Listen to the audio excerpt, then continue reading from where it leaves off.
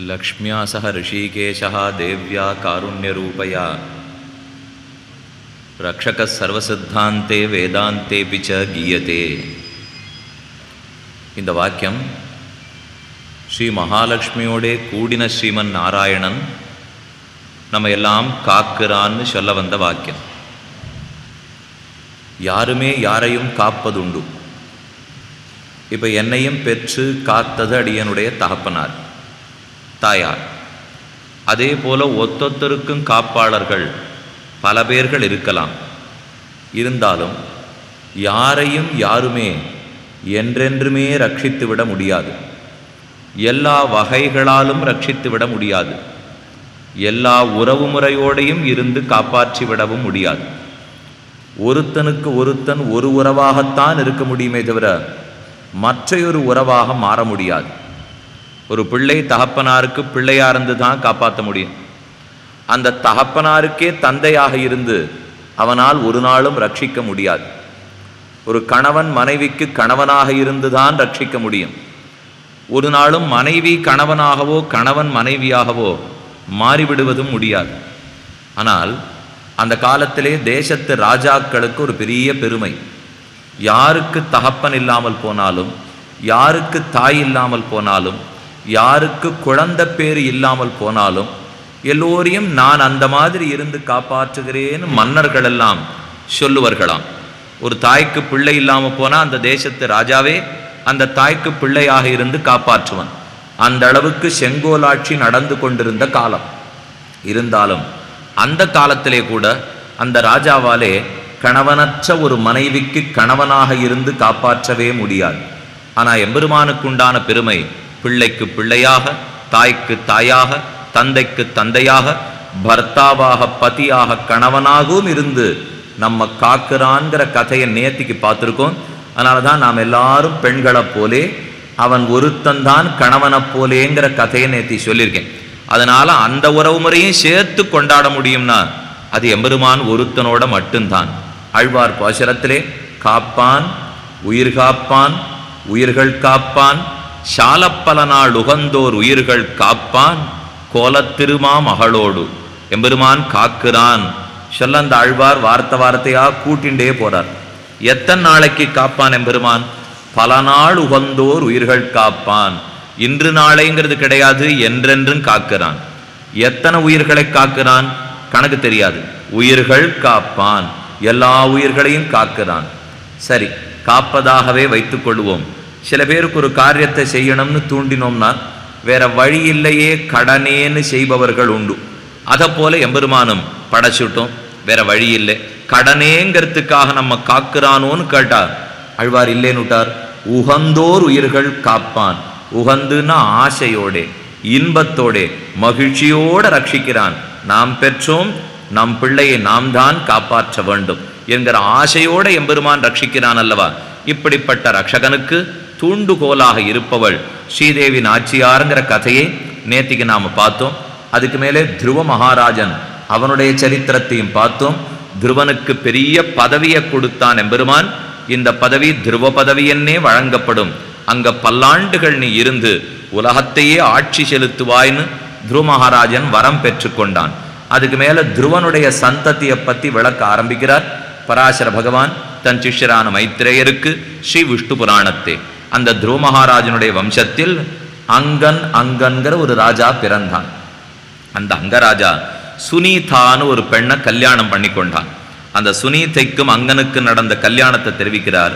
அங்கம் சுமனசம் கியாதிம் கிரதும் அங்கிரசம் சிவிம் அங்காத் சுனீதா பத்யம் வை வேனமேகம் அஜாயத பிரஜார்த்தம் ரிஷயஸ்தஸ்ய மமந்துர் தட்சிணம் கரம் வேனஸ்ய பாணோ மதிதே சம்பபூவ மகாமுனே வைன்யோ நாம மகீபாலஹ யஃ பிருதுஹு பரிகீர்த்திதஹ ஏன துக்தா மகீபூர்வம் பிரஜானாம் ஹித காரணாத்.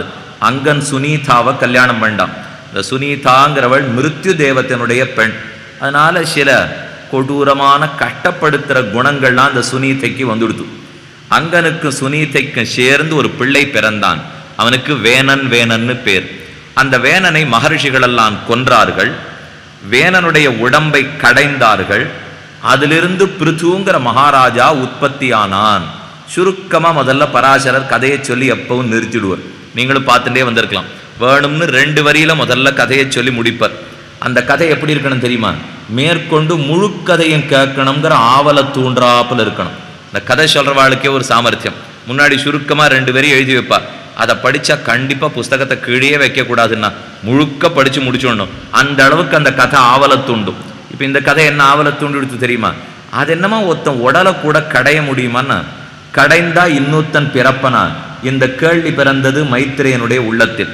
உடனே அவன் கேட்டுட்டான், அத்தை கிமர்த்தம் அதித பாணிகி வேனஸ்ய பரமரிஷிபிகி யத்ர ஜக்ஞே மகாவீர்யா ச பிருதுரு முனி சத்தம.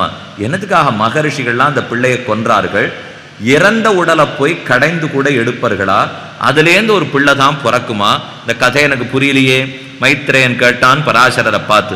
அதுக்கு அவர் பதில் சொல்றார், சுனீதா நாமயா கன்யா மிருத்யோகோ பிரதமதா அபவத் அங்கஸ்ய பாரியா சா தத்தா தஸ்யாம் வேனோ வியஜாயத ந யஷ்டவ்யம் ந தாத்தவ்யம் ந ஹோதவ்யம் கதஞ்சன போக்தா யஜ்ஞஸ்ய கஸ்த்வன்யோ அகம் யஜ்ஞபதிஹி பிரபுகு.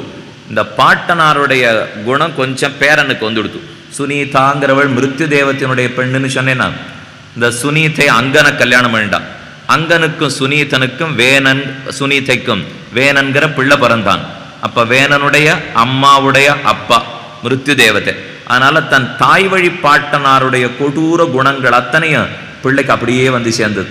அதனால வேணன் என்ன சொல்லிட்டான், நாட்டில் யஜ்யங்கள் நடக்கக்கூடாது, யாகங்கள் நடக்கக்கூடாது, நானே தேவன், நானே ஈஸ்வரன், நானே கடவுள், வேற யாரும் தொழ தேவையே இல்லை என்று நாட்டில் ரொம்ப அராஜகன் தலைவிரித்து அடித்து வேணன் ஆட்சி புரிந்த காலத்தில் மகர்ஷிகள் எல்லாரும் சேர்ந்து, வேண்டாம் இந்த வினையான விளையாட்டு, எங்களிடத்தில் அபச்சாரப்படாதே, வேதத்தை தூஷிக்காதே, யாக யஜ்ஞங்களை தடுக்காதே, எவ்வளவோ சொல்லி பார்த்தார்கள். வேணன் எத்தையும் ஒத்துக்கிறதா இல்லை. மேல பராசர சொல்றார், ததஸ்தே முனைய சர்வே கோபாமருஷ சமன்விதாக ஹன்யதாம் ஹன்யதாம் பாப இத்யுச்சுஸ்தே பரஸ்பரம்.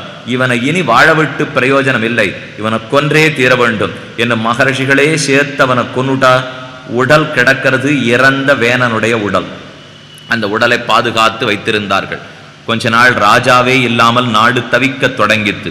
எங்கு பார்த்தாலும் இருள் மூண்டது, எங்கேயும் திருடர்கள், எங்கேயும் கொள்ளை. அப்பதான் மகர்ஷிகளுக்கு புரிஞ்சது, இவன் பாபியா இருக்கானேங்கிறதுக்காக கொன்னுட்டோம், ஆனா ராஜாவே இல்லாத நாடு இன்னும் அழிஞ்சு போடும் போல் இருக்கே, அதுக்கு என்ன பண்றதுன்னு புரியாமல் கூடி சேர்ந்து ஒரு முடிவெடுத்தார்கள். இந்த ராஜாவினுடைய உடலையே மத்த நாட்டி கடைய தொடங்குவோம். மகர்ஷிகளுக்கு இருந்த சக்தி பலத்தாலே அதிலிருந்தே ஒரு பிள்ளையை நாம பெத்துட்டோம்னா அப்ப அது ராஜாவுக்கு பிறந்த ராஜகுமாரன் ஆயிடும் அல்லவா, அரசியலங்குமரனாக. அவனை கொண்டு ராஜ்யத்துக்கு பட்டாபிஷேகம் பண்ணி வச்சுடலாம் என்று கூடி முடிவெடுத்து, மத்தியமானாத் சமுத்தஸ்தௌ தஸ்யோரோகோ புருஷக்கில தக்தஸ்தூணா பிரதீகாசா கர்வாட்டாச்சாதி ஹஸ்வகா கிங்கரோமீதி தான் சர்வான் விப்ரானாக த்வரான்விதா நிஷீதேதி தமூச்சுஸ்தே விஷாதஸ்தேன சோபவத்.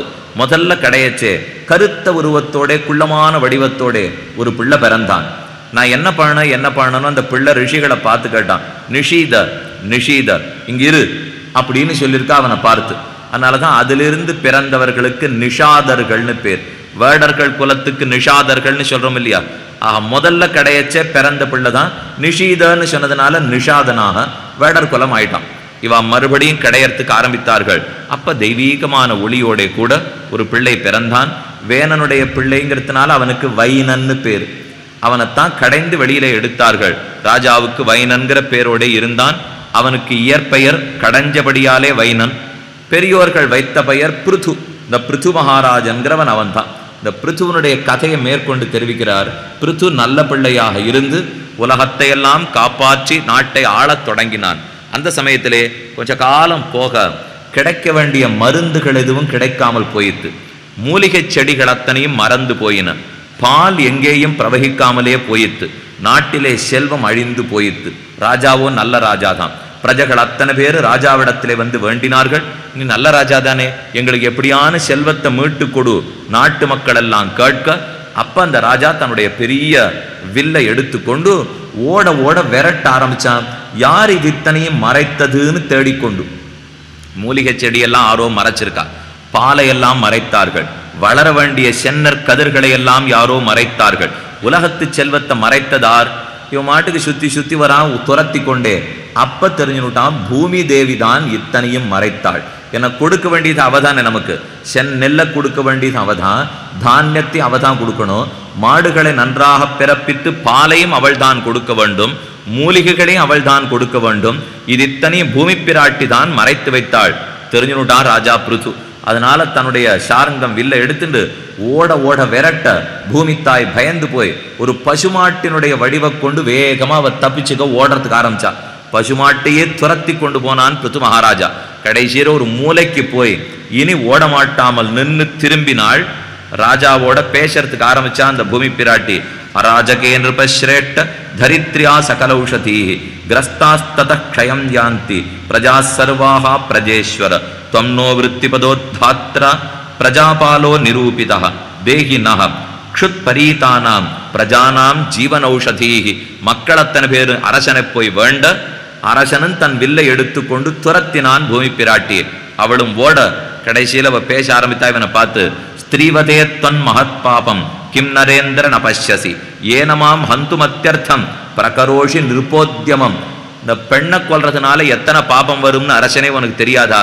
ஸ்திரீவதம் பண்ணின பாபம் உனக்கு வேண்டாம், என்னை விட்டுடு என்ன. இந்த தாயார் பூமி தாயார் அவனை நோக்கி வேண்டினாள்.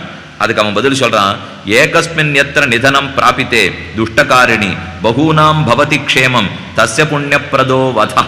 உன் ஒருத்திய கொல்றதுனால எல்லாருக்கும் நல்லது நடக்கும்னா எனக்கு அதை பத்தி கவலையே இல்லை. ஸ்திரீவதம்ங்கிற பாபம் எனக்கு வரட்டும், உன்னை கொன்னுட்டு தான் மறு வேலை. இப்போ என்னை ஏற்றிவிட்டான் நாணை, அம்பையும் பூட்டிவிட்டான் தன்னுடைய வில்லிலே. அப்பதான் சாமர்த்தியமா இந்த பூமி பிராட்டி அவனை பார்த்து ஒரு கேள்வி கேட்டா, நன்னத்தான் இருக்கு நீ என்னை கொல்றேன்னு ஆரம்பிச்சது, கொன்னுடு. நீ எதுக்காக என்னை கொல்றதுக்கு வந்தே? இப்போ நான் எதையும் உனக்கு கொடுக்கலைங்கிறதுக்காகத்தானே கொல்றதுக்காக வந்தாய். சரி கொன்னுடு, ஆசை தீர என்னை அடித்து விடு, கொன்று விடு. ஆனா அதுக்கப்புறம் எங்கிருந்து உன் மக்களுக்கு எல்லாத்தையும் வாங்கி கொடுப்பாய்ங்கிறது எனக்கு தெரியலையே. என்னையே கொன்னுட்டியானா கொடுக்க வேண்டிய நெல்லையும் பாலையும் தயிரையும் உனக்கு ஆறு கொடுக்க போறா? நான் இருந்தா தான் உன்னால வாங்க முடியுமே தவிர நானே இல்லாமல் உன்னால் பெறவே முடியாது என்று சாமர்த்தியமா பேச ஆரம்பித்த அவளும், பிரஜானாம் உபகாராய யதிமாம் துவம் ஹனிஷ்யசி ஆதாரக பிரஜானாம் தே நிருபஸ்ரேஷ்ட பவிஷ்யதி. நான் கொடுக்கறதுக்கு இருக்க மாட்டேங்கிறது கூட இல்லை அரசனே, உன் மக்களை வைக்கிறதுக்கு உனக்கு இடமே இல்லாமல் போகும், ஞாபகப்படுத்திக்கொள். ஒரு ஆதாரமே இல்லாமல் நீ எந்த இடத்துல மக்களை வச்சு ராஜ்யம் பண்ண போறாய்? புரிஞ்சுக்கோ, பைத்தியக்காரத்தனத்தோட நடந்து கொள்ளாதே என்று தாயார் சொல்ல, அப்ப அந்த மகாராஜன் திரும்ப சொல்றான், தாம் ஹத்வா வசுதே பாணைர் மச்சாசன பராங்முகீம் ஆத்மயோக பலே நேமா தாரயிஷ்யாம்யஹம் பிரஜாஹ.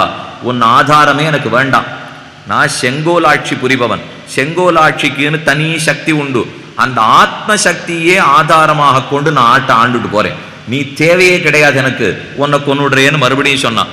அப்பதான் பயந்து போய் இந்த பசுமாட்டு உருவத்தை எடுத்துக்கொண்டு பூமி பிராட்டி, இல்லை இல்லை என்னை நீ கொல்ல வேண்டாம், இதை போல ஒரு அரசன் கிடைப்பனான்னு தான் நானும் தேடிக்கொண்டிருந்தேன். என்னிடத்திலே ஏற்கனவே இருந்ததெல்லாத்தையும் நான் மறைச்சுட்டேன்னு சொன்னேன் இல்லையா?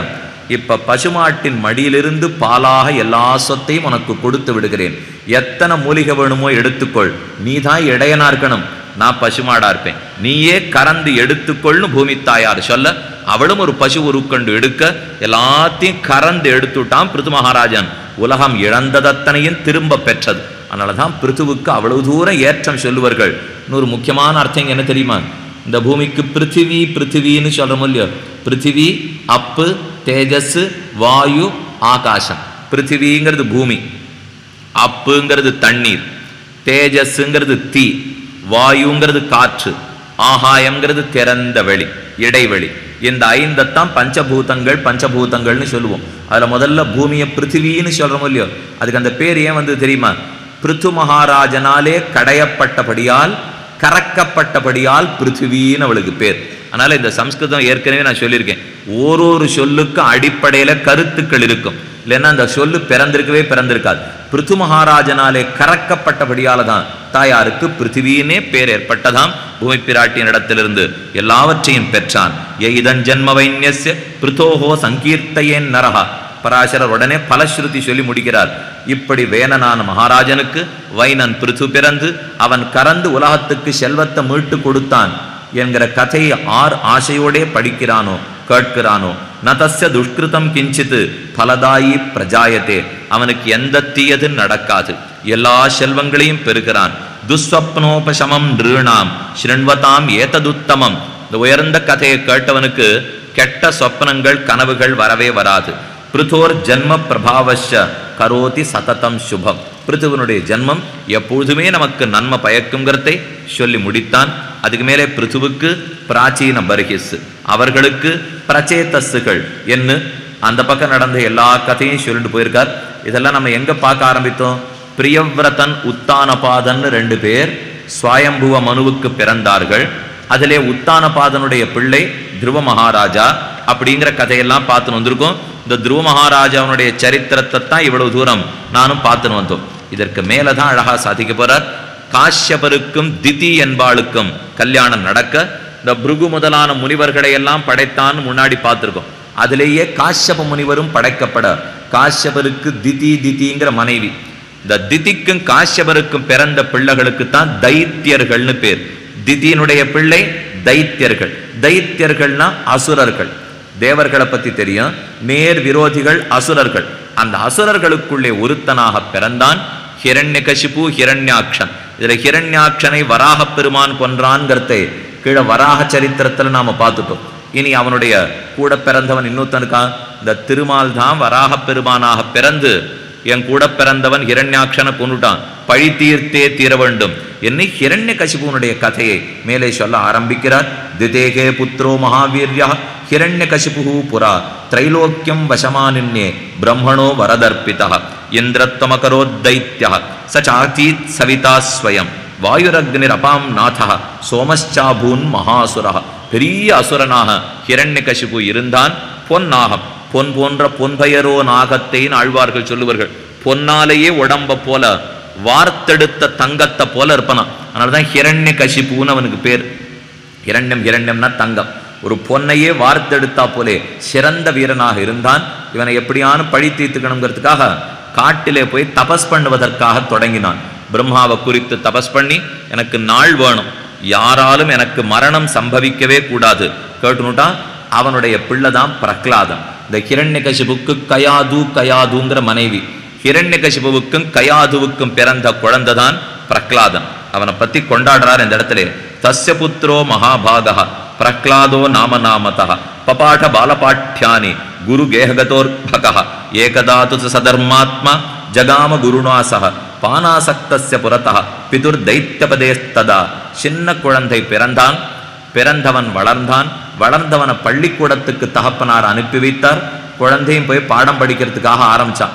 அங்கிருந்த குருக்கள்லாம் என்ன சொல்லி கொடுத்தா தெரியுமா?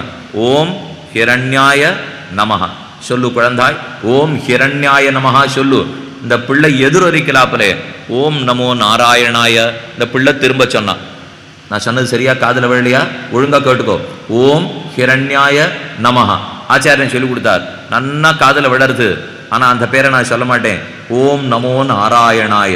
திரும்ப குழந்தை அதே விஷயத்தை சொன்னான். ஆழ்வார் பாசுரத்துல சாதித்தார். பள்ளியிலோதி வந்ததன் சிறுவன் வாயில் ஓர் 1000 நாமம் ஒள்ளியவாகி போத பிள்ளையை சீரி வெகுண்டு இரணியன் தூண் புடைப்ப அங்கதனுக்கோர் ஒன்றுமோர் பொறுப்பிலனாகி இரணியன் தூண் புடைப்ப அங்கு அப்பொழுதே அவன் வீய தோன்றிய என் சிங்கப்பிரான் பெருமை ஆராயும் சீர்மைத்தே. சிங்கப்பிரானாக நரசிம்மன் பெருமான் தோன்ற போகிறான். இந்த குழந்தையை பள்ளிக்கூடத்துக்கு அனுப்பிச்சா அது கத்துக்கணும்னு இவன் எத்த நினைச்சானோ அதை கத்துக்கல. அது ஓம் நமோ நாராயணாயவே கத்துண்டுது. இவா சொல்லி கொடுத்தது ஓம் ஹிரண்யாய நமஹா ஹிரண்யாய நமஹான். இதை உங்களுக்கு புரிய வைக்கணுங்கிறதுக்காக நான் இப்போ 4 தடவை இந்த ஓம் ஹிரண்யாய நமஹா சொல்லியிருக்கேன்னா இன்னும் 4 நாளைக்கு பிராயசித்தம் பண்ணணும். இந்த சொன்னது ஏதோ புரியணுங்கிறதுக்காக சொன்னா கூட சொன்னது தப்பு தானே. நல்ல வார்த்தையை சொல்ற விட்டுவிட்டு ஹிரண்யன் 4 தடவை சொன்னோம்னா எந்த வார்த்தை எவ்வளவு ஜாகிரதையா இருக்கணுமோ அவ்வளவு ஜாகிரதையா சொல்லணும். இது புரிய வைக்கணும்னு சொன்னேங்கிறதுக்காக பாபம் விட்டுவிடாது. என்ன சொன்ன சொல் தவறாக இருந்தால் அது எதற்காக உபயோகப்படுத்தி இருந்தாலும் பாபம் பிடிக்கும். சொன்ன சொல் நல்லதாக இருந்தா அதை எதற்காக உபயோகப்படுத்தி இருந்தாலும் புண்ணியமும் வந்து சேரும். சொன்னது நல்லதா இருந்தா அதை நான் கேலிக்காகவோ வெய்யறதுக்காகவோ எதுக்காக பேசியிருந்தா கூட புண்ணியம் கண்டிப்பா கிடைக்கும். ஆனா சொன்ன சொல் தவறாக இருந்தா அதை நான் புரிய வைக்கிறதுக்காகவே பேசியிருந்தா கூட பாப்பம் வந்தே சேரும். வேற வழியே கிடையாததுலே. அதனால இனிமே நான் சொல்றதா இல்லை, புரிஞ்சுங்க. ஓம் நமோ நாராயணாயான்னு குழந்தை திரும்ப சொல்ல அவ மறுபடியும் கத்து கொடுக்க இந்த கதையை பத்தி தான் மேலே விளக்கி காட்ட போகிறார். இந்த பிரகலாதன் நல்லவனாக என்னமாக பிறந்தான் அதையும் தெரிவிக்கிறார் இந்த இடத்திலே. ஹிரண்யகசிபு காடு நோக்கி தவம் இருப்பதற்காக புறப்பட்டான். அப்பதானே பலத்தை நிறைய சம்பாதிக்க முடியும். பலத்தை கொண்டு எல்லா தேவர்களையும் ஜெயித்து விட வேண்டும். ஆசையோட காடு நோக்கி புறப்பட இந்திரனுக்கு கொஞ்சம் கபட புத்தி உண்டு, வஞ்சக புத்தி. இவன் கடை போறச்சே இந்த கயாது கர்ப்பமா இருந்திருந்தா அவளை பிடிச்சு இழுத்துன்னு போய் கர்ப்பத்தை சதைச்சுட்டோம்னா மேற்கொண்டு இந்த அசுர குலமே அழிந்து போகும். தவறான எண்ணத்தோட இந்திரன் கயாதுவை வலித்து பிடித்து அழைத்து போனான். நாரத பகவான் குறுக்க வந்தார். இந்திரா, தவறழைக்கிறாய், உனக்கு மீளாத துயர் நேரிட்டு போகும். எம்பெருமானுடைய பக்தனாக குழந்தை பிறக்க போகிறான், விட்டுடு, நான் என் ஆசிரமத்துக்கு அழைச்சின்னு போறேன்னு சொல்லிட்டு நாரதர் கயாதுவை அழைத்து போனார். உட்காத்தி வச்சு கண்ணனுடைய கதையத்தனையும் சொல்ல ஆரம்பிச்சுட்டார். அவ கர்ப்பிணி, பூர்ண கர்ப்பிணி. அதனாலே ரொம்ப நாளி உட்கார்ந்து அவளால் கதை கேட்க முடியல. அப்பப்ப தூக்கம் வர ஆரம்பிச்சுடுத்து கயாதுவுக்கு. அவ தூங்கிப்படுவள். ஆனா உள்ளே இருந்த கர்ப்பம் விழித்து கொண்டு நாரதர் சொன்ன கதை அத்தனையும் கேட்டுக்கொள்ளும். அந்த கர்ப்பத்திலேயே கேட்ட பெருமதாம் பிரகலாதன். கருவிலே திருவுடையவன் சொல்லுவார்கள். அது இல்லாதவாள கருவிலே திருவிழாதீர்னு அழைத்தார் ஆழ்வார். கருவிலே திருவிழாதீர் காலத்தை கழிக்கின்றீரே, நமனும் முத்கலனும் பேச நரகில் நின்னார்கள் கேட்க, நரகமே சிவர்க்கமாக நாமங்களுடைய நம்பி அவனதூர் அரங்கமென்னா தயர்த்து வேந்தளியமாந்தர் கவலையுள் படுகின்றாரன் அதனுக்கே கவல்கின்றேனே. தொண்டடிப்புடி ஆழ்வாருடைய அழகான பாசுரம். கருவிலேயே நமக்கு திரு இருக்க வேண்டும். அதாவது கர்ப்பத்தில் இருக்கிறச்சேவே நல்ல வார்த்தை காதலை விழுந்துடுத்துன்னா அதுக்கு தான் அந்த நாள்ல இருந்தே யார் கருவிற்றிருந்தாலும் பாகவத புராணம் கதை கேட்க வைக்கணும், விஷ்ணு புராணம் கேட்க வைக்கணும், ஸ்ரீராமாயணம் கேட்க வைக்கணும், இன்னும் விடாத சொல்லுவார்கள். இன்னைக்கு ஏதேதோ பாட்டு தான் அலறல் தான் காதல் கேட்டே இருக்கே தவிர நல்ல வார்த்தை எதுவுமே சுலபத்தில் கேட்டுவிட்றதா தெரியல. இந்த குழந்தைகள் அது எப்படின்னே தெரியாது. உடனே அந்த பாட்டை மட்டும் அப்படியே ஒப்பிக்கிறது. பாட்டு பாடத்திலேருந்து ஒரு 4 வரியை சேர்ந்தாப்புல சொல்லுன்னா அதுக்குள்ள 1000 தடங்கள். 4 வரியை சொல்றதுக்குள்ள 40 தப்பு. இது என்னமாத்தான் உள்ள படியும்னே தெரியும். நேர பகவானே உள்ள வந்து சொல்லி கொடுத்தா தான் அப்படி படியும். அந்த அளவுக்கு நேர இந்த பாட்டு எல்லாத்தையும் சொல்றது. என்ன ஒரே காரணம் தெரியுமா? பெற்றவர்களான நாம் தான் அதை புரிந்து கொண்டு நடக்க வேண்டும். எந்த ஒரு விஷயமா அடிக்கடி நம்ம காதல கேட்டுட்டே இருந்தாலோ, அடிக்கடி கண்ணில் பட்டுட்டே இருந்தாலோ குழந்தைகளுக்கு அது உடனே சீக்கிரமா மனசுல பதிஞ்சிரும்.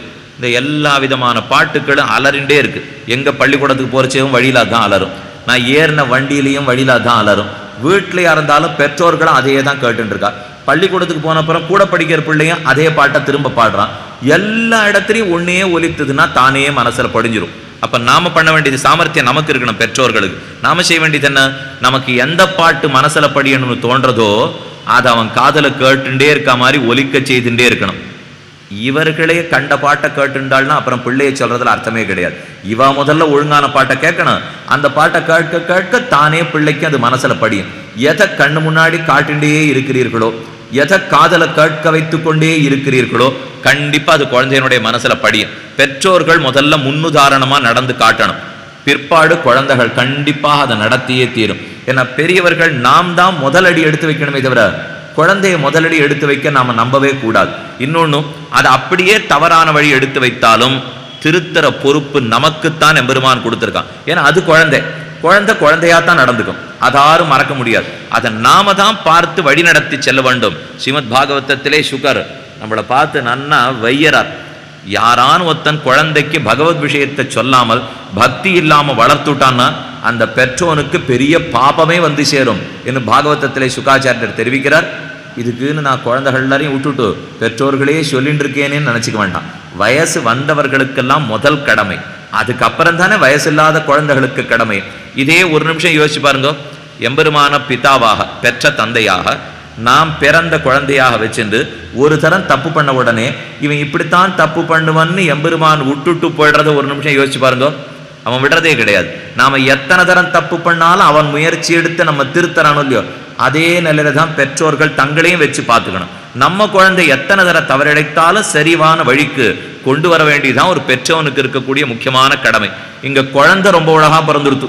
ஹிரண்யகசிபனுடைய குழந்தை பிரகலாதன். ஆனா தந்தை தான் ரொம்ப மோசமானவன். ஆக எந்த இடத்திலும் அசுரனா இருக்கட்டும் ராட்சசனா இருக்கட்டும் எப்படிப்பட்டவனா இருக்கட்டும் பிறக்கணுங்கிற பக்தன் பிறக்க வேணும் என்னால் பிறந்தே தீருவன். அவன் எந்த குலத்திலே எந்த வயிற்றிலே எந்த ஜாத்தியிலே கேள்வி கேட்டு பிரயோஜனமே கிடையாது.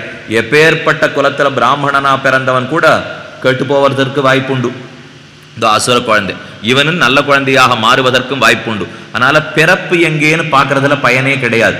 வளர்ந்தது எப்படி பக்தி மனசுல உண்டான்னு பார்க்க வேண்டியது முக்கியம். அதைத்தான் தெரிவித்தார். தஸ்ய புத்ரோ மகாபாகா பிரக்லாதோ நாமநாமதா. அவனுக்கு பிரக்லாதன்னு பேர். கருவிலே திருவுடையவன். சின்ன வயசுலேயே நாரதருடைய உபதேசத்தை எல்லாம் நானும் காதார கேட்டிருக்கிறான். ஹிரண்யகசிபுவும் காட்டுக்கு போனான். போனவன் பிரம்மாவை பிரத்யக்ஷமாக்கி அவரிடத்துல வரத்தை கேட்பதற்காக ஆரம்பிச்சான். கேட்ட வரம் ரொம்ப வேடிக்கையான வரம். எனக்கு யாராலுமே மரணம் கூடாது, மனிதனாலே மரணம் கூடாது, விலங்காலே மரணம் கூடாது, பிராணன் இருக்கிற ஆயுதத்தாலே மரணம் கூடாது, பிராணன் இல்லாத ஆயுதத்தாலே மரணம் கூடாது, காலையில் மரணம் கூடாது, இரவில் மரணம் கூடாது, வெளியில் மரணம் கூடாது, பூமியில் மரணம் கூடாது, உள்ளே மரணம் கூடாது, வெளியே மரணம் கூடாது. வரிச கொட்டான். பிரம்மாவுக்கு பெருமூச்சு விட்டுட்டார். இவனை இனிமே படிக்க விட்டோம்னா கொல்றதுக்கு ஆளே இல்லாத பட போறது. சரியா மாட்டினுட்டோம். அப்பதான் பயப்பட ஆரம்பிச்சார் பிரம்மா. வேற வழி இல்லை, கேட்டதெல்லாம் கொடுத்தேன்னார். நல்ல வேளை இவர் தப்பிக்கிறதுக்கு கடைசியில ஹிரண்யகசிபுவே ஒரு வழி காட்டி விட்டான். பூதேபியா தத் விசிருஷ்டேபியா, ஒன்னால படைக்கப்பட்ட எதுவுமே என்னை அழிக்க கூடாது. கடைசியா கேள்வி கேட்டான். பான்னு மூச்சு விட்டார் பிரம்மா. உடனே என்னால படைக்கப்பட்டது தானே அழிக்க கூடாது, என்ன படைத்தவன் இருக்கானோ இல்லையோ அவன் அழிக்கலாம், ஒன்றும் தப்பிப்படாது. இப்போ என்ன இவனே நான்முகனை நாராயணன் படைத்தான்கிறத கீழே பார்த்துருக்கமே. பிரம்மாவை உந்தித்தாமரையிலே படைத்தவனான திருமால். அப்ப அவர் பார்த்து போர் உடைய கொட்டத்தை என் அன்னிக்கே பிரம்மா முடிவு பண்ணிவிட்டார். ஹிரண்யகசிபு திரும்ப வந்தான். கையிலே சக்தி, அதற்கு மேலே பலம், நாள் வேற இருக்க. வரத்தினில் சிரத்தமிக்க வாழையித்து மத்தவன் உரத்தினில் கரத்தவை துயிர்த்தலத்த ஊன்றினாயின் ஆழ்வாருடைய போஷனம். இந்த வரம் கிடைச்சுடுத்துன்ற சக்தி. அதனால எத்தனை கெட்ட காரியங்கள் செய்ய முடியுமோ தீவைகளை செய்தான். பிராமணர்களை எல்லாம் அழிக்க தொடங்கினான். யாக யஜ்ஞங்களை தடுத்தான். இதெல்லாம் தகப்பனார் பயன்படுகிறது. புள்ள நேர் எதிர், எத்தனைக்கெத்தனை நல்லவனா இருக்கணும். அதுதான் கம்பநாடர் தெரிவிக்கிறார். ஆயவன் தனக்கு அருகோன் அறிஞரில் அறிஞர் தூயர் என்பவர் யாரினும் மறைப்பையினும் மறையினும் தூயவன் நாயகன் தனிஞான நல்லறத்துக்கு நாதன் தாயின் மண்ணுயிர்க்கு அன்பினன் உளன் ஒரு தக்கோன். கம்பநாடர் சாதித்த ராமாயணத்தில், அந்த ராமாயணத்திலே யுத்த காண்டத்துல முதல் படலத்துக்கு இரணியவதை படலம்னு பேர். வால்மீகி ராமாயணத்துல ஹிரண்யகசிபு நரசிம்ம பெருமான் கதையே கிடையாது. ஆனா கம்பராமாயணத்திலே நரசிம்ம பெருமான் பிறந்த கதை உண்டு. என்னத்துக்காக அதங்க வச்சார்னா, விபீஷணன் ராவணனுக்கு உபதேசிக்கிறான். இப்படித்தான் ராவணா ஏற்கனவே ஹிரண்யகசிபுன்னு ஒருத்தன் திருமாலிடத்தில் அபச்சாரப்பட்டான், பட்டே போனான். நீ அந்த மாதிரி கட்டுப்படாதே அப்படிங்கிறதுக்காக ஹிரண்யகசிபு கதையை விபீஷணன் ராவணனுக்கு உபதேசிக்க. யாருக்குமே நல்வார்த்த காதலை ஏறித்துன்னா அவனுக்கு நல்ல காலம் நடக்கிறதுன்னு அர்த்தம். பெரியோர் சொல்ற நல்லது காதலை ஏறுறது நின்று படுத்துனா கெட்ட காலம் ஆரம்பிச்சதுன்னு அர்த்தம். இதைத்தான் வால்மீகி ராமாயணத்திலே சொல்லி பார்த்தார். சுனிவிஷ்டம் ஹிதம் வாக்கியம் உக்தவந்தம் விபீஷணம் அப்ரவீது பருஷம் வாக்கியம் ராவணஹா காலச்சோதிதா. நல்ல வார்த்தையா விபீஷணன் சொல்றான், ஒன்னும் காதலை ஏறல. அவனை பிடிச்சு அபாரமா வெய்யறதுக்கு ஆரம்பிச்சுட்டான் தானும் ராவணன். ராவணன் விபீஷணனை கிருஷ்ணாவதார காலத்திலே கண்டாகர்ணன் ஒருத்தன் இருந்தான். அவன் காதல் ஒரு மணி கட்டி தொங்க விட்டு இருப்பான். என்னது காதல மணின்னா, யாரானு நல்ல வார்த்தை சொல்லி அது எங்கேயானு காதலை கேட்டுட போறது ஏன்னு அவனுக்கு ரொம்ப கவலை. அதனால மணியை கட்டி வச்சுட்டு ஆட்டிகிட்டே வேற இருப்பான். இந்த சத்தமே தான் கேட்கும், நல்ல ஒரு வார்த்தை காதலை ஏறவே ஏறாது. அந்த மாதிரி யாரான்னு இருந்தா கண்டாகர்ணன்னு புரிஞ்சுங்க. நல்லவனுடைய வார்த்தை காதலை ஏறாம காதை பொத்தின்னு இருந்தான்னா அந்த மாதிரிதான் இந்த ஹிரண்யகசிபு. இப்பொழுது இதை பத்தி தான் விபீஷணன் ராவணனுக்கு உபதேசிக்கிறான். அதுல கம்பர் தெரிவிக்கிறார் பிரகலாதனுடைய பெருமை. ஆயவன் தனக்கு அருகோன் அறிஞரில் அறிஞன். சின்ன குழந்தை, 5 வயசு குழந்தை, ஆனா அறிஞர்களுக்குள்ளேயே அறிஞன் கம்பர் கொண்டாடுகிறார். தூயர் என்பவர் யாரிலும் மறையினும் தூயவன். தூய்மையான உள்ளம் படைத்தவர்கள் உலகத்துல யார் இருந்தாலும் அதைவிட தூயவன், ஏன் வேதங்களை விட தூயவன் என்று பிரகலாதனை பத்தி கொண்டாடுகிறார். அந்த குழந்தையும் பள்ளிக்கு தானும் சென்றான். ஒரு நாள் பிரகலாதன் பள்ளிக்கூடத்திலேருந்து திரும்பி வந்த உடனே தகப்பனார் தூக்கி தம் மடியில் உட்காத்தி வச்சிருந்தார். ஹிரண்யகசிபு என்னதான் அசுரனா இருந்தாலும் குழந்தை தானே, அதனால குழந்தை பள்ளிக்கு போய் என்ன தெரிஞ்சுன்னு வந்திருக்குன்னு கேட்போம். அவளோட ஹிரண்யகசிபு போய் படிச்சுன்னு வந்ததுல ஏதானும் 2 வார்த்தை சொல்லு கேட்கறேன்னா. பிரகலாதன் சொன்னான், ஸ்ரூயதாம் தாத பக்ஷ்யாமி சாரபூதம் தவாக்ஞயா சமாஹிதமனா பூத்வா என்மே சேத வியவஸ்திதம் அநாதி மத்திய அந்தம் அஜம் அவிருத்திக்ஷயம் அச்சுதம் பிரணத்தோஸ்பியந்த சந்தானம் சர்வகாரண காரணம். நான் இத்தனை நாள் தெரிஞ்சு வந்திருக்கிறது, ஆதி கிடையாது, மத்தியம் கிடையாது, அந்தம் கிடையாது, குறைவில்லை, நீட்சி இல்லை, என்றென்றைக்கும் ஒரே மாதிரி இருக்கிற ஆதி பரபிரம்மம் ஆதி காரணம். அதை சேவித்து நான் கத்துன்னு வந்தது என்னன்னு உனக்கு சொல்ல ஆரம்பிக்கிறேன்னா இவன் பாடின இறை வணக்கத்திலேயே ஆடி போட்டான் ஹிரண்யகசிபு.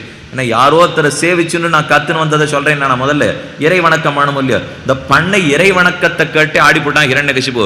இதெல்லாத்தையும் இவன் எங்க போய் கத்துன்னு வந்தா? இப்போ சாஸ்திரம் சொல்லித்து எம்பெருமானை பார்த்து சத்தியம் ஞானம் அனந்தம் பிரம்ம யோவேத நிகிதங் குஹாயாம் பரமே வியோமன் சோஷ்ணுதே சர்வான் காமான் சஹ பிரம்மணா விபச்சிதா. அவன் சத்தியம், அவன் ஞானம், அவன் அனந்தம். என் எம்பெருமானை பற்றி அனந்தான்னு ஒரு சொல்ல பிரயோகப்படுத்தி எடுத்து வேதம். நாமும் பல பேர் அனந்தன் அனந்தன் பேர் வச்சுருப்பா, அனந்தாச்சாரியார்னு பேர் வச்சுருப்பா. அனந்தன்கிற சொல்லுக்கு அர்த்தம் என்ன தெரியுமா? அந்தம் அற்றவன் அனந்தன். அந்தம் முடிவிருக்கிறவன், அனந்தம் முடிவே இல்லாதவன். இந்த எம்பெருமானை பற்றி பிரகலாதன் முடிவே அற்றவன்னா. நமக்கு தோணும் முடிவில்லாதவன்னா எப்படி இருக்க முடியும் தெரியுமா? 3 விதத்தில் தான் முடிவே சொல்ல முடியும் உலகத்திலே. ஒன்று இடத்தால முடிவு சொல்லலாம், இல்லை காலத்தால முடிவு சொல்லலாம், இல்லை உருவத்தால முடிவு சொல்லலாம். இந்த 3ல் மட்டும்தான் முடிவே சொல்ல முடியும் உலகத்திலே. இடத்தால முடிவு. இப்போ இந்த கடைசியில் செவுத்து வரைக்கும் யார் உட்காந்துருக்காரோ அவர் தான் எனக்கு கண்ணு தெரியுது. இந்த செவுத்துக்கு வெளியில் படிக்கட்டில் ஆறான்னு உட்காந்து இப்போ கேட்டுட்டு இருந்தாள்னா கண்டிப்பாக அவள் எனக்கு கண்ணுக்கு தெரியவே போகிறதில்லை.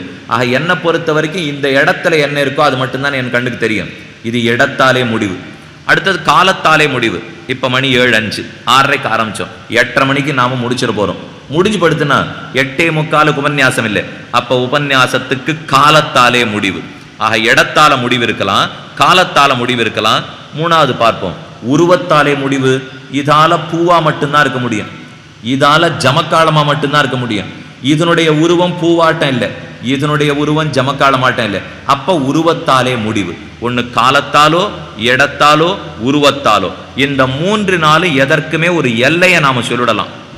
ஆனால் பிரம்மம் எப்படிப்பட்ட தெரியுமா? காலத்துக்கும் அப்பாற்பட்டு, இடத்துக்கும் அப்பாற்பட்டு, உருவத்துக்கும் அப்பாற்பட்டது. பிரம்மம் ஒன்று இந்த இடத்துல மட்டும்தான் இருக்குங்கிறது இல்லை, எங்கேயும் உண்டு, இடத்துக்கு அப்பாற்பட்டது. இன்னைக்கு மட்டும்தான் இருக்குங்கிறது இல்லை, நேற்று உண்டு, இன்று உண்டு, நாளை உண்டு, காலத்துக்கு அப்பாற்பட்டது.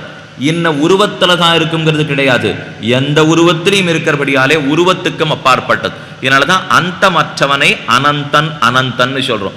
எந்த விதத்திலையும் அந்தம் எம்பெருமானுக்கு சொல்ல முடியாது இல்லையா? அதுவே ரொம்ப பெருமை தான்.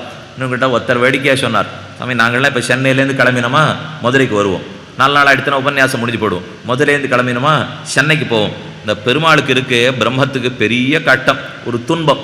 என்ன துன்பம் தெரியுமா? ஒரு இடத்தை விட்டு இன்னொரு இடத்துக்கு அவரால் அசையவே முடியாதுன்னா. ஏன்னு கேட்டார். ஒரு இடத்தை விட்டு இன்னொரு இடத்துக்கு போனோம்னா முதல் தேவை என்ன தெரியுமா? நான் இங்கே இருக்கணும், அங்கே இல்லாத இருக்கணும். அப்போ தான் இந்த இடத்துலேருந்து நான் அந்த இடத்துக்கே போக முடியும். இல்லை நான் அங்கே இருக்கணும், இங்கே இல்லாத இருக்கணும். அப்போ அந்த இடத்துலேருந்து இந்த இடத்துக்கு வரலாம். இப்போ நான் மதுரையில் இருக்கேன்னா நான் சென்னையில் இல்லை. ஒருத்தர் சென்னையிலையும் இருப்பார், மதுரையிலையும் இருப்பார், ஸ்ரீரங்கத்திலையும் இருப்பார், திருமாலிருஞ்சோலமல்லையும் இருப்பார், எங்கேயுமே இருப்பார்னா அவர் போகிறதுக்கே வழி கிடையாதுங்கிறது தான் பெரிய கட்டம். ஆக பிரம்மத்துக்கு இருக்கிற ஒரு குறைபாடு என்ன? பெரிய குறை இல்லை, இது நிஜமாக பார்த்தா நிறை. ஆனால் அதை குறையா நாம் ஒன்றுனா சொல்லி சந்தோஷப்பட்டுக்கலாம். ஒரு இடத்த விட்டு இன்னொரு இடத்துக்கு போகவே முடியாதுங்கிறது தான் பரம்பொருளுக்கு இருக்கிற பெரிய குறை. ஏன்னா அவன் எங்கு நீக்கமர நிறைந்திருக்கிறபடியால் ஓரிடம் விட்டு இன்னொரு இடத்துக்கு போக முடியாது. ஆழ்வார் பாசுரத்தில் அழகா சாதித்தார், கரந்தசில் இடந்தொரும் இடந்திகள் பொருள் தொரும் கரந்தெங்கும் பரந்துளன். பரந்த அண்டமிதன கரந்தெங்கும் பரந்துளன். கரந்தசில் இடந்தொரும் இடந்திகள் பொருள் தொரும். நாம் இந்த கண்ணை இமைக்கிற மூல்யம் பரந்த தன் பறவையுள் நீர் தொரும் பரந்துளன். பெரிய கடல் இருக்கு, அந்த கடல் முழுக்க பறந்திருக்கிறான். கடல்ல இருக்கிற ஓரொரு ஜலத்திவலையிலும் பறந்திருக்கிறான். நான் கண்ணை மூடி திறக்கிறேன்னா அதுக்குள்ள எத்தனை லட்சோபலட்சம் சின்ன சின்ன பூச்சி இருக்கும், அதற்குள்ளும் பறந்திருக்கிறான். இது எல்லாத்துக்குள்ளும் இருக்கிற அனந்தன் தான் எம்பெருமான். எங்க இருக்கிறான்னு சொல்ல முடியாது, எப்போது இருக்கிறான்னு சொல்ல முடியாது, எப்படி இருக்கிறான்னு சொல்ல முடியாது. இது எந்த விதத்திலையுமே எம்பெருமானை சொல்லவே முடியாது இல்லையா? அதனாலதான் அப்பாற்பட்டவன் அப்பாற்பட்டவன் சொல்றோம். அதைத்தான் குழந்தை இந்த இடத்துல தெரிவிக்கிறான். அனந்தன் எம்பெருமான். ஏதன் நிசம்ய தைத்தேந்திர சகோபோ ரக்தலோச்சன விலோக்கிய தத்குரும் பிராக ஸ்புரிதாதர பல்லவா. இந்த வார்த்தையை கேட்ட உடனே கோபத்தில் அப்படியே கண்கள் செவந்து போய் உதடு துடித்து ஹிரண்யகசிபு முதல்ல பிடிச்சு இழுத்தான். சொல்லி கொடுத்தா ஆச்சாரியனே. குழந்தை கூட அவன் கேட்கல. இப்போ ஏன்னா தம்பிள்ளையோ இல்லையோ அதை கோச்சுன்னு பிரயோஜனமே இல்லை. யாருமே என்ன பண்ணுவா, பிள்ளை ஏதானு ஒரு தப்பு பண்ணித்துன்னா இந்த பள்ளிக்கூடத்தில் தானே இப்படி தப்பா சொல்லி கொடுத்துருப்பா, இது பண்ணித்துன்னு முதல்ல இதை கேள்வியே கேட்க மாட்டான். அந்த நாள்லாம் நம்ம பிள்ளை என்ன தப்பு பண்ணித்துன்னா முதல்ல கேட்பா. இப்போ ஆரம்பிக்கச்சேவே அவன் என்ன தப்பு பண்ணான் தான் கேள்வியே. இப்போ இன்னும் கேட்டால் விதேசத்துலலாம் பெற்ற தாய் அவள்லாம் பள்ளிக்கூடத்துக்கு போன உடனே சொல்லி கொடுத்துருவா. யாராவது ஏதானும் உங்களை அடிக்கிறாப்பில் இருந்தால் தொலைபேசியில் ஒரு எண்ணிக்கை கொடுத்துருவா, அதில் கூப்பிடுங்கோ, உடனே நாங்கள் வந்துடுறோன்னு சொல்லி வைப்பா. இந்த குழந்தை தாயார் சாப்பிட மாட்டேங்கிறதுக்காக ஒரு முதுகில் ஒரு அடி வச்சிருப்பாள். எனக்கு தெரிஞ்சு எங்கள் உறவுக்காரர்களுக்குள்ளே உடனே அந்த குழந்தை 6 வயசு குழந்தை, அவர் தாயார் அடிச்சுட்டான்னுட்டு கொடுத்து வச்சிருக்காள் இல்லையா பள்ளிக்கூடத்தில் ஒரு ஷீட்டு, அந்த ஷீட்டில் உடனே ஒரு சுற்றித்து நேரம் அங்கேருந்து காவலாளி வந்தான், இவளை தூக்கி அழைச்சின்னு போயிட்டான்.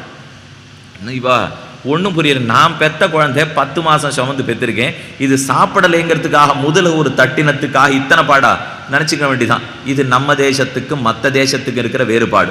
ஒரு தாயை பொறுத்த வரைக்கும் குழந்தையினுடைய மொத்தமே நம்ம தேசத்தில் தாயினுடைய தான். அதுக்கு மீறி எதையுமே குழந்தையால செஞ்சிடவே முடியாது. ஆனால் அங்கே அப்படி இல்லை. 10 வயசு வரைக்கும் போனா போகிறது குழந்தையா இருக்கும். 10 வயசுக்கு மேலே என் போயிருக்கிறச்சே ஒரு அம்மா ரொம்ப வேடிக்கையாக சொன்னான், 10 வயசுக்கு மேலே இந்த நாயும் பூனையும் தான் எங்கள் குழந்தை. ஏன்னா எங்கள் குழந்தைகளை நாங்கள் குழந்தைகளாக வச்சுக்க முடியாது. அதுக்கப்புறம் 10 வயசுக்கு அப்புறம் இதைத்தான் நம்ம குழந்தையாக வச்சுக்கணும்னா இப்படியா நாம் இத்தனை நாள் வளர்த்துருக்கோம்.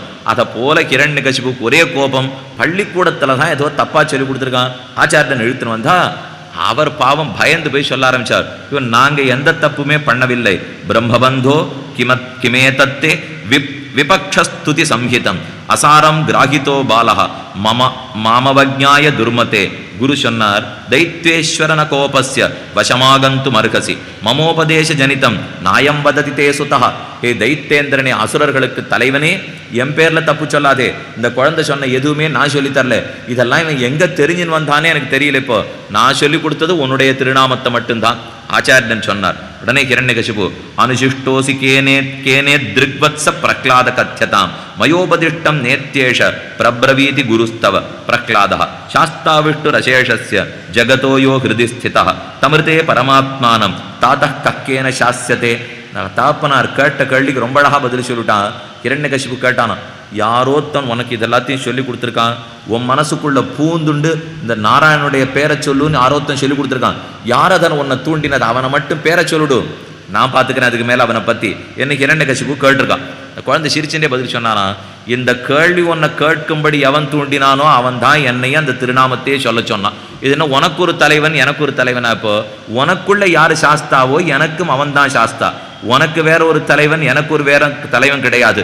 உலகம் யாவையும் தாமுடவாக்கலும் நிலபெருத்தலும் நீக்கலும் நீங்களா தலைவர் அன்னவர்க்கே சரண் நாங்களே. தலைவன் ஒருத்தன் தான் உலகத்துக்கு இருக்க முடியுமே தவிர ஆளாளுக்கு தலைவன் சொல்றது எனக்கு புரியல தகப்பனாரே. அதனால சாஸ்தா ஒருத்தனே நாராயணன் தான். விஷ்ணு ரசேஷஸ்ய ஜெகதோயோ ஹிருதி ஸ்திதா.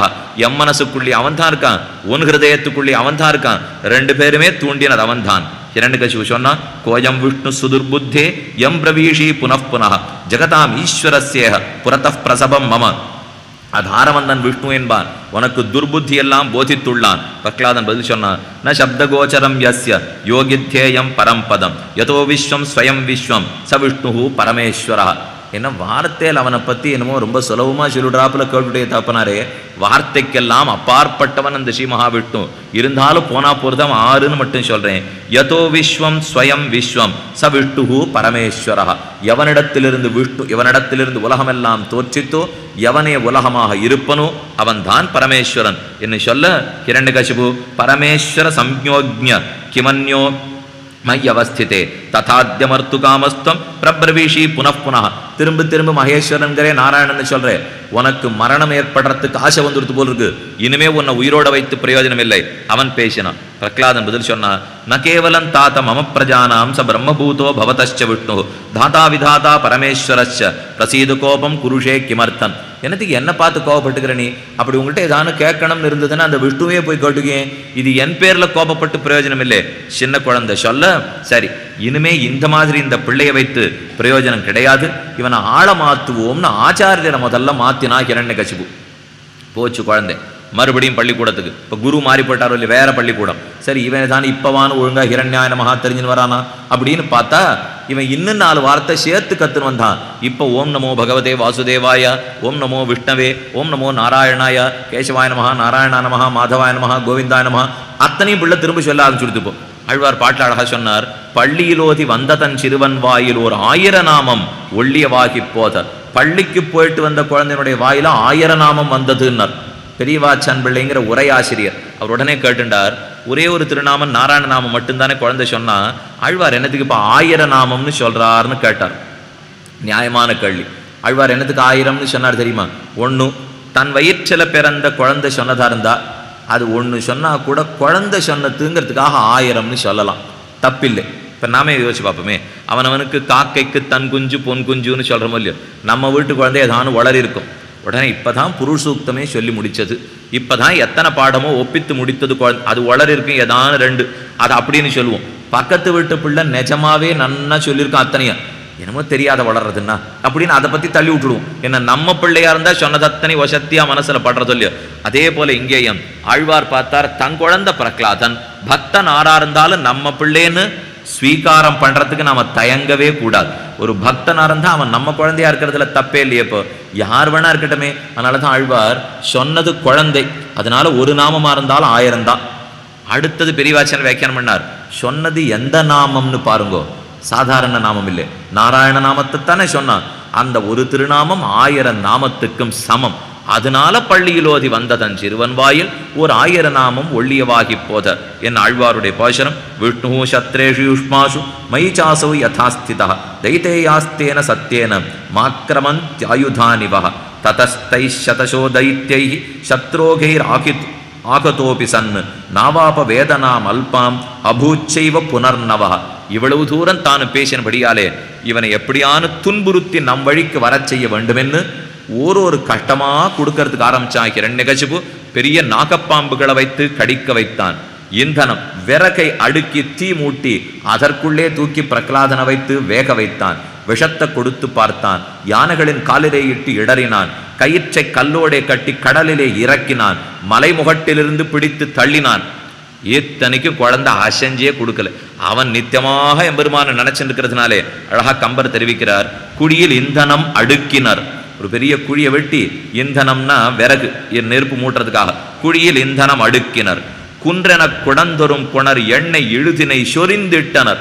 குன்றத்தை போல பெரிய பெரிய குடத்துல நெய்யும் எண்ணெயும் கொண்டு அதில் கொட்டினாலாம். என்னத்துக்கு இதெல்லாம்னா, யாகம் பண்றதுக்குன்னு யாரும் தப்பா நினைச்சிட வேண்டாம், அதை எரிச்சு இந்த பிள்ளையை தூக்கி உள்ள போடுறதுக்காக. இது எவ்வளவு அழகான நாடு, எவ்வளவு அழகான தந்தைன்னு பார்க்கணும். இப்போ இந்த பெத்த குழந்தைய ஒழுங்கா பேசுறான், அவன் என்ன வேணா பேசினதா இருக்கட்டும், பெத்த குழந்தை யாரான இந்த மாதிரி செய்வார்களா? அவ்வளவு துர்புத்தி படைத்தவனான ஹிரண்யகசிபு குழியில் இந்தனம் அடுக்கி இந்த குழந்தையும் கொண்டு போய் உள்ளே இறக்க. அதைத்தான் இந்த இடத்துல தெரிவிக்கிறார், தாதேஷவன்னிகி பவனேரிதோ.